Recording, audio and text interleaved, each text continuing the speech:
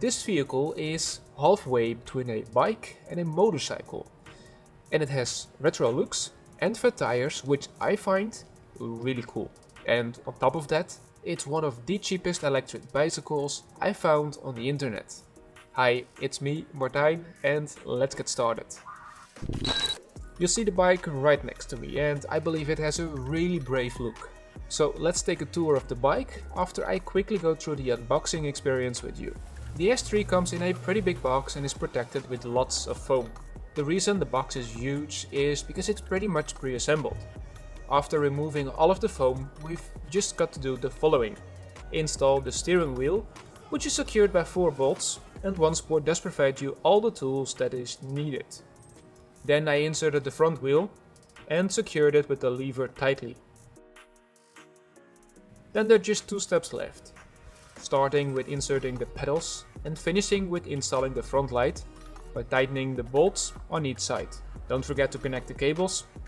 And then the finishing touch could be done by adding reflectors, a bell and some cable binders of your choice.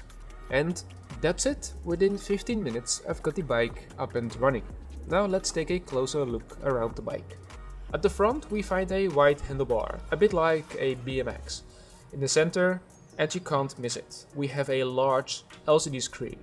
It's not state-of-the-art multicolor screen, etc., but what's advantageous about this type of screen is that it's really readable even in direct sunlight.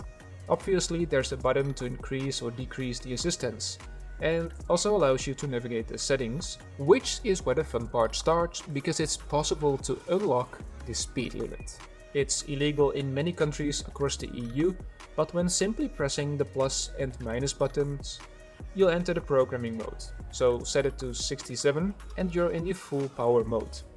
Besides that, the bike has all these safety features you'd expect. Reflectors, a big and bright front light, a bell, front suspension that isn't adjustable but it really does a great job, and even a mono shock absorber. On the steering wheel we also find a throttle, which is illegal but removable, but once again, do as you please. The Shimano Altus transmission system works seamless. However, it's basically one step higher than their entry-level model and therefore nothing special. As for the wheels, they're 20 inch, 4 inches thick. So obviously they're huge, which basically allows you to do everything. The 4-inch wide tires need around 4 or even 5 bars of pressure for decent efficiency while riding through the city, so you don't consume too much battery. And if you want to ride exclusively on trails, I really recommend deflating them, as it will provide you with additional comfort to really absorb all the little rocks. Regarding the braking, both front and rear brakes are mechanical disc brakes, which is mainly for economical reasons. The braking is nothing special. In my standard test it stops in about 4 meters, and thus we can confirm it works.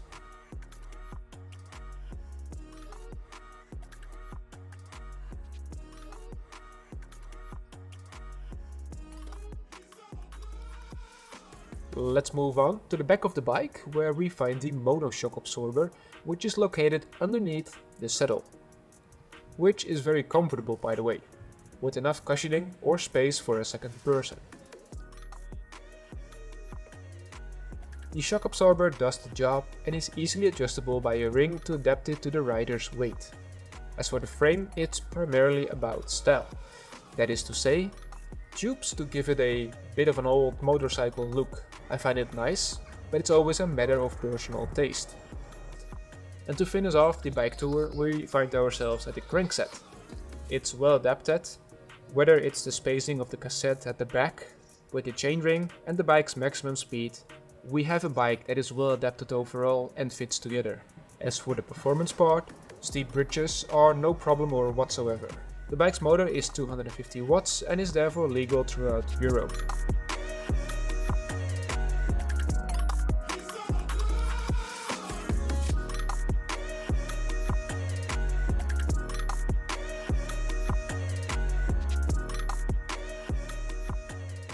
So the bike accelerates in an astonishing way, and you'll find yourself stuck at 32 km per hour, which is if you unlock the speed limit.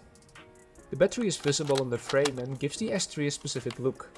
Obviously a full tank will definitely sell the old school motorbike vibe more, but this is just fine and allows you to take the battery inside the charge, which takes roughly 8 hours.